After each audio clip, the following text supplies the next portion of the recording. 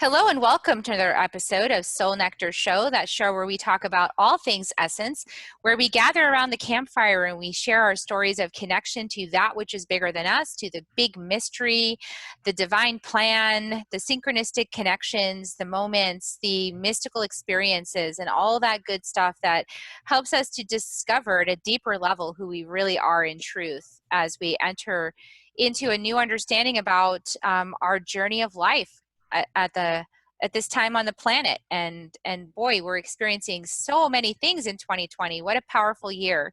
I'm your host, Carrie Hummingbird, and I love to make sense of the world using these kinds of tools and modalities and expressions and higher understandings so that I can navigate life a little bit better with some more resiliency. And I love helping people to do that for themselves, to open to that, the one that knows within you, the one that knows everything within you and can help guide you to a beneficial outcome no matter what you're experiencing right now.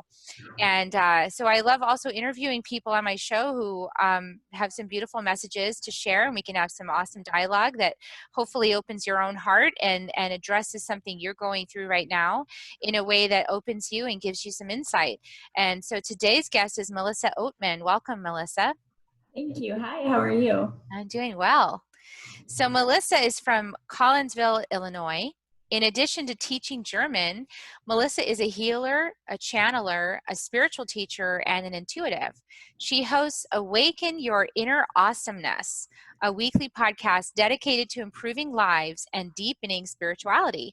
She is the author of Beautifully Broken, the Spiritual Woman's Guide to Thriving After a Divorce or a Breakup. And boy, that topic is so important right now as we're in the aftermath of so much stay in place and so much stuff going on in the collective and disruption and all of that. So tell us a little bit about your journey of awakening and how you found these tools that you now use for your life navigation. Well, whenever I started going through a spiritual awakening, which was I actually believe I kind of started going through it when my twins were a year old. I was in a very toxic and abusive marriage, and it was really tough because I was afraid to leave, but I knew that I had to because I didn't want my daughter to think that it was okay for someone to treat her the way that father treated me, and I didn't want my son to think it was okay to treat women that way. So for them, I found the strength and the courage to leave my marriage.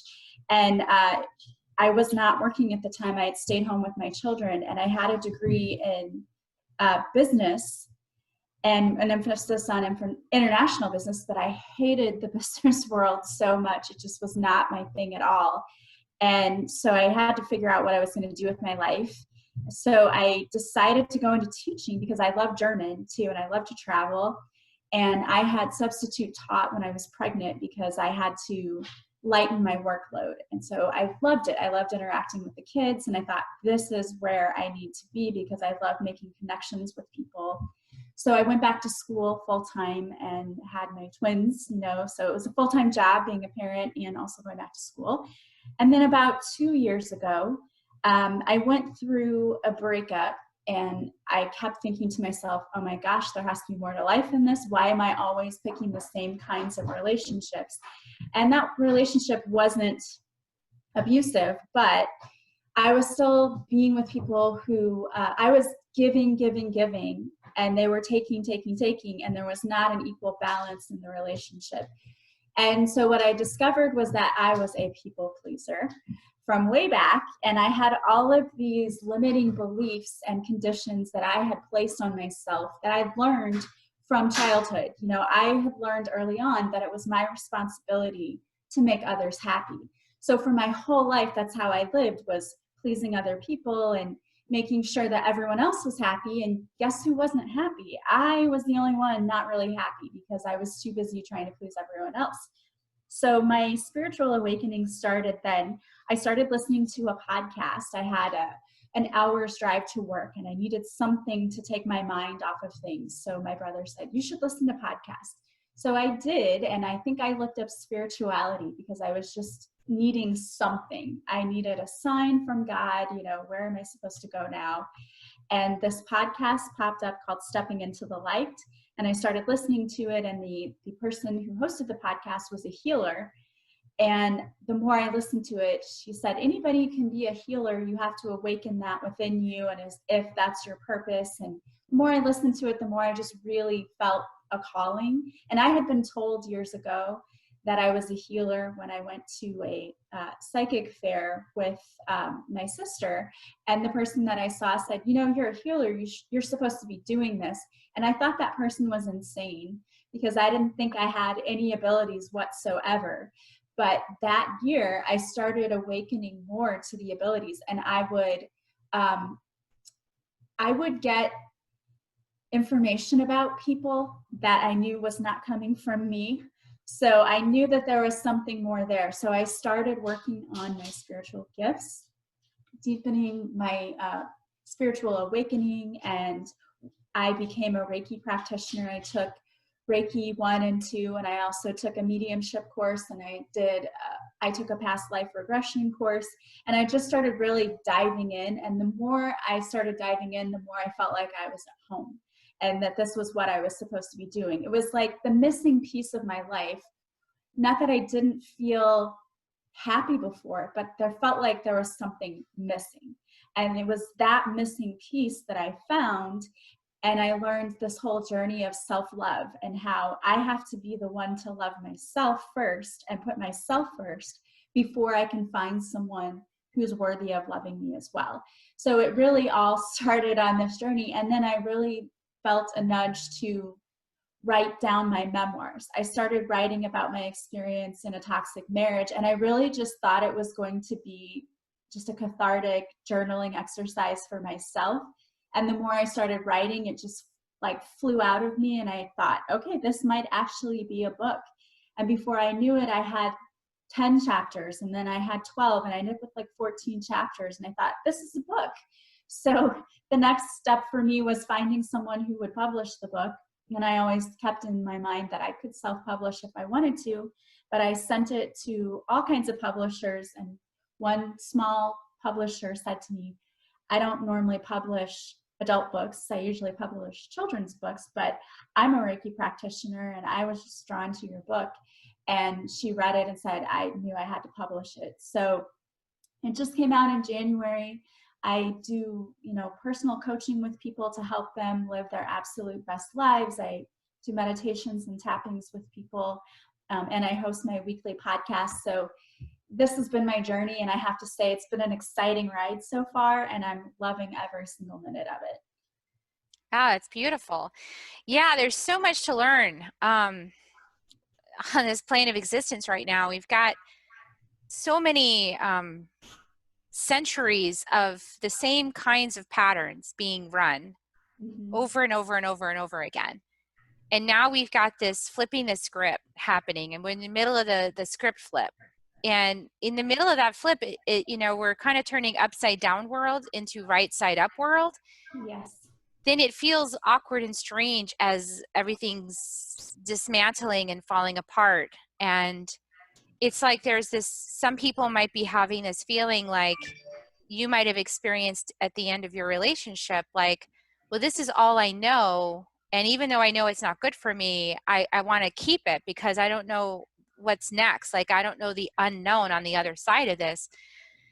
And of course, I have taken that journey. So I know that on the other side of getting, sort of ending and saying no and putting a boundary to those things that are abusive, to go to the other space, to flip the script and through the discomfort is actually better. But how do you navigate that? How do you navigate that space for yourself, and how do you help people? Because it can be a big source of fear for people.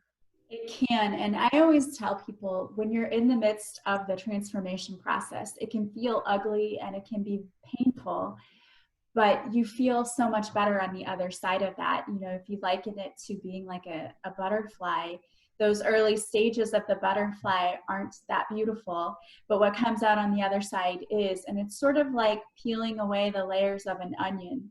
When you start doing that spiritual work, because I tell my clients this all the time, because they will have a session with me and then they will go a week or two and then they want another session and they'll say, I was feeling so good and I thought I had healed so much stuff. And then all of a sudden this stuff came up. what's going on? And I will tell them, it's like an onion. You peeled away one layer, but you didn't peel the entire onion. So there were still layers left. And if you really, truly want to get to those layers, you have to do the work. And a lot of people don't want to do the work because it's messy, it's ugly, it's not always pretty. But the way that you get through it is you use all of the tools that we've been given. So when people start to feel the panic or the anxiety, do a tapping, do a quick meditation. There are a lot of tools that we have that we can use at our disposal to help us get through those tough times. But I can tell you without a doubt that going through the healing process made my life I think you said it when we were talking one time before, that it's like magic. And it really, truly is. It's like things just lined up for me. Opportunities lined up, people lined up. And not only that, but there were people in my life that I would have never expected an apology from. And one of them being my toxic ex would have never apologized. That was not his personality. He just didn't do that. And I started doing the work on myself. And I actually went through and forgave everyone in my life that I had felt had wronged me.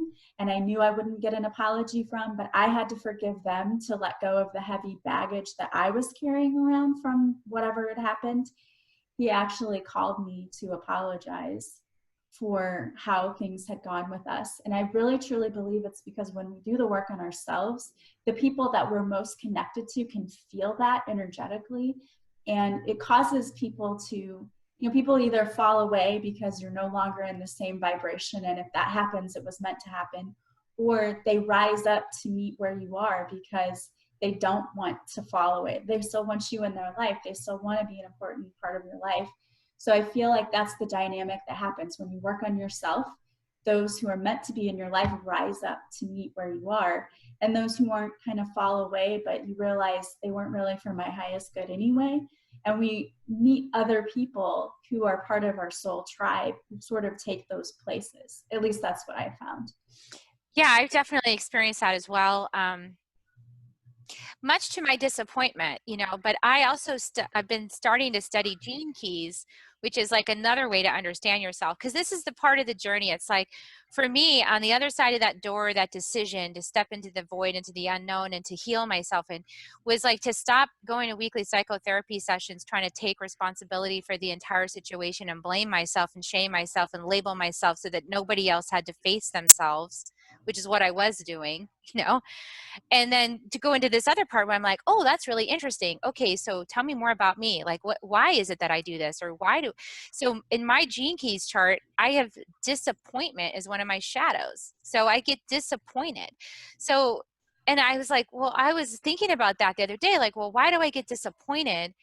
And it's because, well, it's in my shadow, it's in my chart, but it's also a resource for me. Like, our shadows could be motivators, right? They can be catalysts for growth, but they can also shut down other people. So like, disappointment in my chart is like, I get disappointed when people won't rise to the occasion.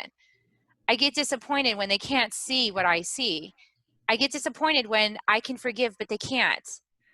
It's like, I just keep like, when are you going to wake up? And so there is this bit of like the light worker energy of, once you heal yourself, you have this different vantage point that they don't have yet, because you've actually gone through the tunnel, you've gone through all the cocoon, you've gone through the mess, you come out the other side, and that puts you at a different vantage point. You're not better. You just you climbed the mountain. Anybody can climb the mountain. Sure. Does it make you better? You just climbed the mountain. That's it. And when you're on the top of the mountain, you can see more than other people can see who are still down in the trees. So how do we bring that to be? Because I think what you're saying is you just kind of did your work and let go of it. You're like, Yeah. okay, that's my work. I let go of it. I'm never going to get an apology. It's done. And I keep holding out, like, I know it could be better than this. I know these people are capable of it. I know they can get there. And yet, no, not yet. Yeah. And so for me, and I tell this to my clients too, if there's someone in your life that you're hoping to get an apology from and that you want to work on things with. I call on my spiritual team to help with that too. You know, one of the archangels that I work with is Archangel Azrael, and he can transmute energy, like painful energy, into healing energy. And so I will hold those people in a space of prayer and just envision them being in the light too. So I don't just always work on myself. I did for that particular situation. But if there's somebody that I know is having difficulty rising to that level and isn't seeing things from the perspective that you'd like to, I always hold that person in a space of positive energy and prayer and just ask, you know, their guides and their spiritual team to go be with them and to intervene if it's for their highest good, to help them on their healing journey. And I found that sometimes it really is, we all have free will. So our souls have the ability to either accept that healing and say, yes, you know, I see this now and I want to start on myself, or they may not. We can't control other people. We can only control ourselves, but we can certainly do positive things to sort of help the process along. Yeah, I've explored some things like, because these when they're toxic dynamics, they are so, in my experience, entangled that it's like this process of sorting. It's like the Hogwarts hat, you know, like, okay, this is yours. Okay, that part's mine. You know, this is this other person's. Like, it's so tangled up that it's hard to see, like, who's doing what and whose is this and what piece is mine and what piece is this other person I tried to solve and what. It's so messy. And I've even brought things up to like this like soul, I can't remember the name of it right now, but it's like this place where you can bring it into the soul courtroom and say, here's my grievance, you know, like Yeah. this needs sorting out, you know, because I'm on a time schedule, I've got work to do, and this is now becoming an impediment to me getting my soul curriculum done. So I did that. And the interesting thing is it did clear up all the energy lines, like it's all, but now they fell away. They're just like gone, you know? So, well, I didn't want that exactly. I just, you know, like I needed to get on with this part of my job. I got work to do. Right. But it's so, yeah, how do you sort that out? How do you sort that out, and how do you help people sort that out? That's a great question. And one of the things that I tell people to do, and I love journaling because I think it's an awesome way to really get your feelings out and to look at things.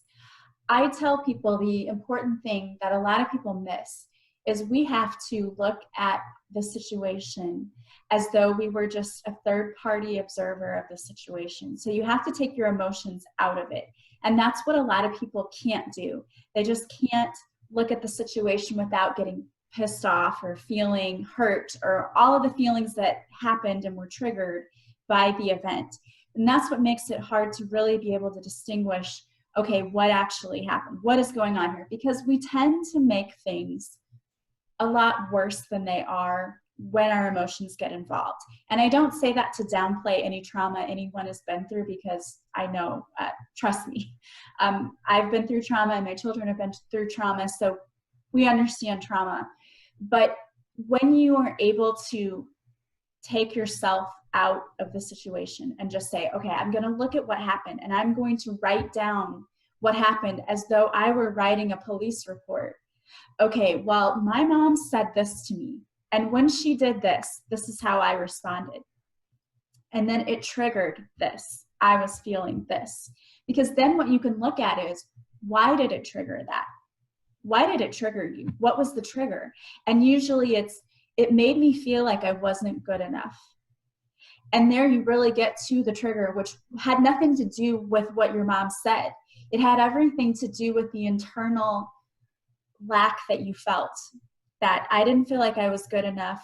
And so that was the trigger. I love this website called Radical Forgiveness, and they have free worksheets, and you can go and download the worksheets. I make my clients do this all the time with me.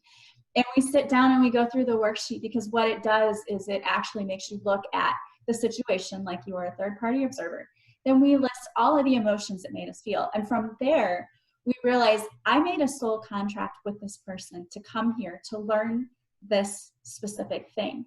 And when you look at it like that and you get so detailed, you can actually begin to see what it really was all about. It wasn't that my mom's just a mean jerk. It was that when my mom used this language, this is what I felt. I felt like she was judging me. I felt like she thinks that I don't do enough. I'm not enough. I was never good enough.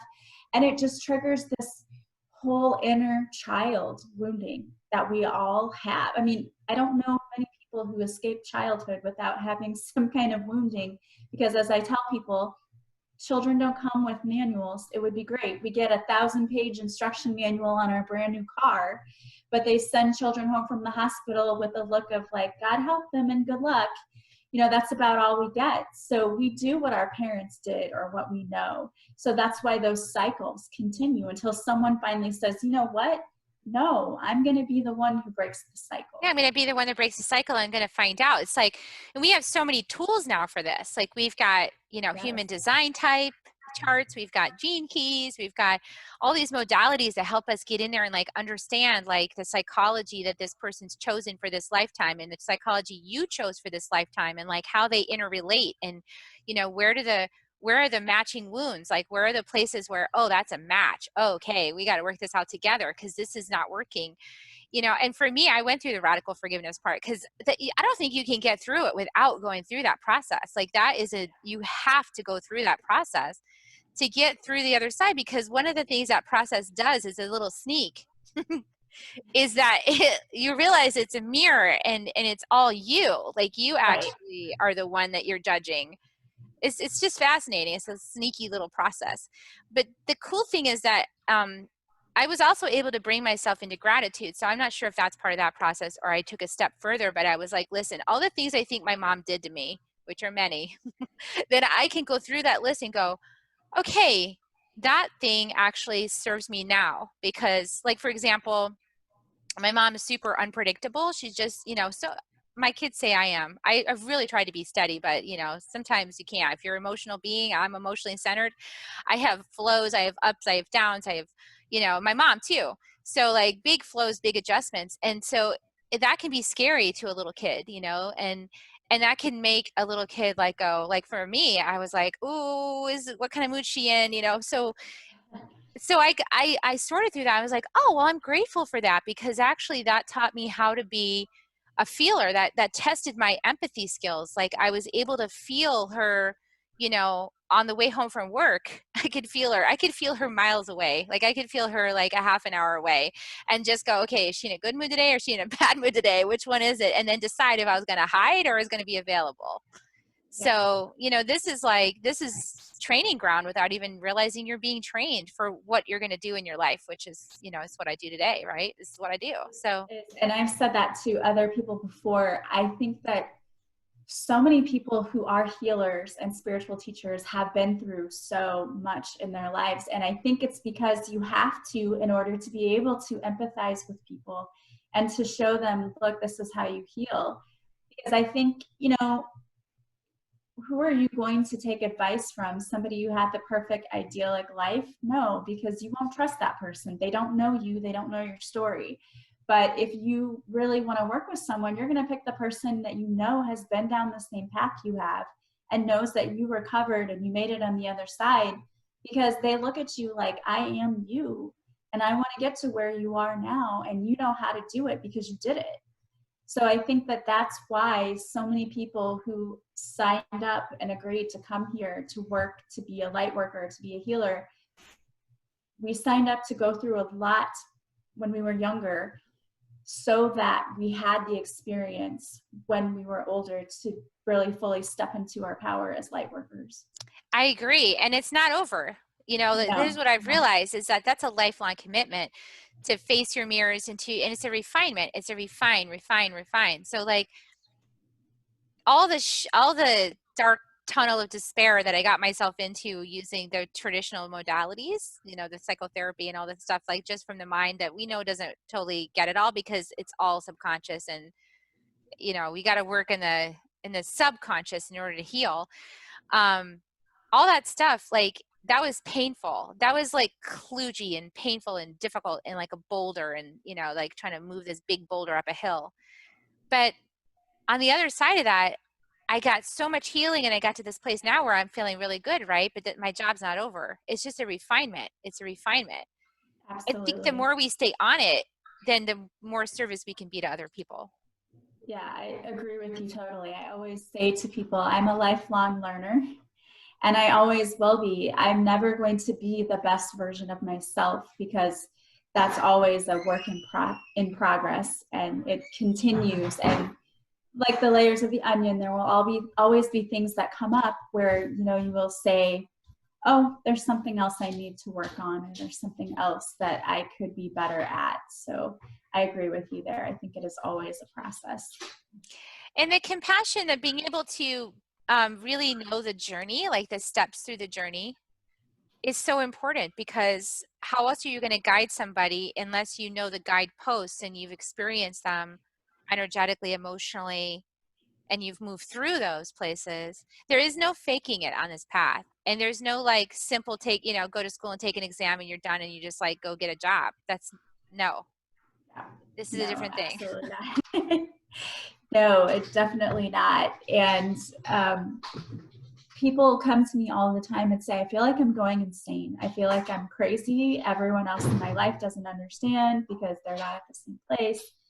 And I think that that's part of it, is being able to find your tribe and know who your soul family is, so that you can actually have people who understand what you are going through and what it feels like at each step, because you do definitely feel sometimes like you've lost your sanity, because it's just such an intense process, especially, you know, as people go through what they consider to be the dark night of the soul.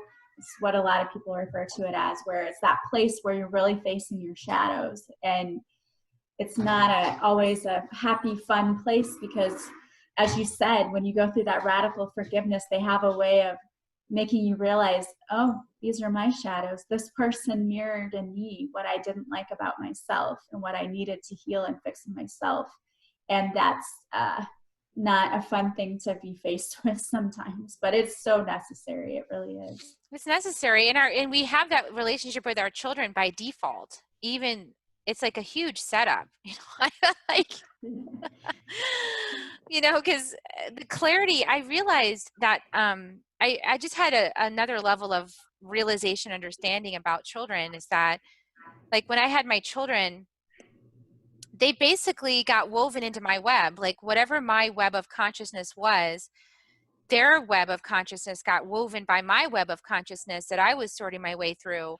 And then as I was healing and I was changing, they were being affected by that, but they'd already been inoculated by my original web of consciousness. So it's like, no matter what I'm doing, they're having now to choose to respond to it, to the healing or not, to learn or grow or not. So it's just so interesting to see that sometimes some of the frustration I have with, one or more or both of my children has to do with them reflecting back to me the state of consciousness I was in when they were born, that they inoculated with, like they came in as that. And it's like, wait a second, I don't want that anymore. It's like, here they are. They have to choose now, like, okay, I'm not going to play that game either. Or they have to, get enough of self-awareness to know, I want to get out of my mom's web and get into my authentic web. Like, who am I in truth? Yeah, I totally can see that too. Because I know, like, before I started going through my spiritual awakening, I was a very emotional person, and I would get very upset quickly when things didn't go the way that I thought that they should go. I had a very short fuse. And after I went through this awakening, I saw that in my own children. I saw that my son would get super upset and want to hit something, and we got him a punching bag, but it was going through this, hey, well, you need to handle things differently, but also thinking, wow, I'm a hypocrite, because this is what they saw for, the first 15 years of their life. And now I've changed, but I'm expecting them to, when, it's just a sudden thing for them. Like, what? Wait a minute. And it's hard to see. It's hard for them to see the forest for the trees. You can only see it. Like, I can only see that now because I've climbed several mountains and I'm looking down going, oh, wow. Okay. And now I'm like trying to guide them. And they're like, I don't want to. to know, like they just want to keep doing. And it's like, but I'm up here and I want to show you how to climb. And no, they don't want to. Sometimes they want you to get out of the way. And I'm looking at it right in front of me and I can see the thing, I can see it. I can see it playing out, and they're just all playing out the drama. And I'm just sitting here like, well, there's the drama.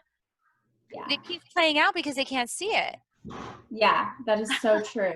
It is true. And very much they're very resistant to, the new way, because that totally goes against what they've been taught and what they've learned. In the same way that I think I was very resistant for 40 years. When I was 40 was really when I had the awakening, like, oh wow, I can't keep living my life like this, because I let everything bother me and I put everyone else ahead of myself, and I'm not happy, and I feel really trapped where I am, and that's what really made me think I need to change. I realized, you can't keep doing the same thing over and over again and expecting to feel different or have a different kind of life. So I was realizing, if I want something different, I have to be different. I have to be the one to change myself. And it took that realization that if I want to see different results in my life, I've got to do the work. And so that's the same for every person. We can't do it for people. And when you love somebody, then, I think sometimes the tolerance levels get so distorted, so different, that light workers are like, I can't hold this anymore. Like, I can't be with that energy. And so what I've been working with myself in is expanding my capacity to hold a bigger distortion field so that I can be in relationship with people I care about as they're holding themselves through their own growth and transformation process to, climb the mountain and meet me somewhere along that mountain peak. And so I think it's our capacity. I think it's compassion and witnessing and not taking it personally and being able to hold that bigger distortion so that, whatever's being triggered by our family members is like something for us to also heal. Yeah, I agree with you there. I think that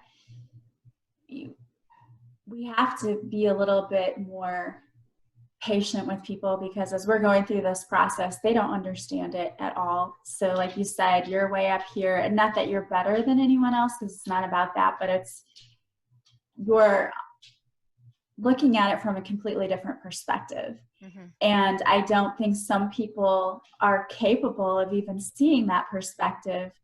So holding that space for them to say, when you're ready to, join me where I am, or at least try to at least start at the bottom of the mountain and try to work your way up. I'm here for you and I'm here to be with you. But it's tough, because a lot of people, I have clients who reach out to me and say, my husband and I are no longer on the same level. I'm way up here and he's not, and he's so very negative and it's really affecting me. And I feel, it seems very toxic. And that's a tough thing, because I've been there. And when you stay in a toxic relationship, what really happens is your self-esteem suffers. You start to really take on the projections of your partner. And I always tell my clients, if you don't heal that inner wounding, you're going to bleed all over people who didn't cut you. And so what those toxic people do in your life is they really do project their wounding onto you. But it's a way for you to look at, hey, I need to heal myself. But I always say, speaking your truth and standing up for yourself and saying, you know what, I'm worthy and deserving of a loving and healthy relationship, and not someone who's going to make me feel like the sludge on the bottom of their shoes and blame me for everything that's happened. And I want to feel healthy. And people will say, well, we have kids. And I will say, yes, but you're still modeling love for your kids. You're just modeling unhealthy love, so that they think that this is what love should look like, and that love should hurt, and it should be toxic, and it should be this or that. So really, you're doing yourself and your children the best favor in the world by releasing yourself from those toxic relationships and spending time loving yourself, because that's really where it all starts, is from within. Absolutely. Beautiful, beautiful guidance. So how do people get started working with you? Do you have I know you have your book, so I'll provide a link to your book. Yes, I have a website. It's just melissaoatman.com. It's just my name. And I offer Reiki sessions. I do coaching one-on-one, like life coaching. I do readings for people. And my readings are different because I don't see dead people. But what I do is I connect to your energy. So I help guide people in certain areas of their life, like love or career, finding their purpose, by connecting to their higher selves and to their guides and giving them guidance. But I pull cards for people too. And I do past life regression, where we go back and we heal the behavior patterns that we may have been bringing over from multiple past lives. So I do that. All of that's available on my website. And I have my daily podcast, Awaken Your Inner Awesomeness, that is devoted to deepening your spirituality and also improving your life. So I love that. And I do card readings on Facebook. I do Facebook Lives every Monday, and I pull cards for people who join me for the live, just to give them some guidance for the week. Awesome. That's a lot of good support. So I'll put all those links in the show notes so you guys can get in touch with Melissa. And if you enjoyed this conversation, please like and share and leave a comment, because that's how the engines decide what's important and what's not, is engagement from the audience. So we appreciate your engagement. And I'm going to give kisses now. Would you like to join me in giving people kisses? We'll give some Sure, Reiki absolutely. kisses out there. Sure. Okay, here they come, people. All right. Love you guys. I love that. We'll see you next time on Soul Nectar Show. Bye for now.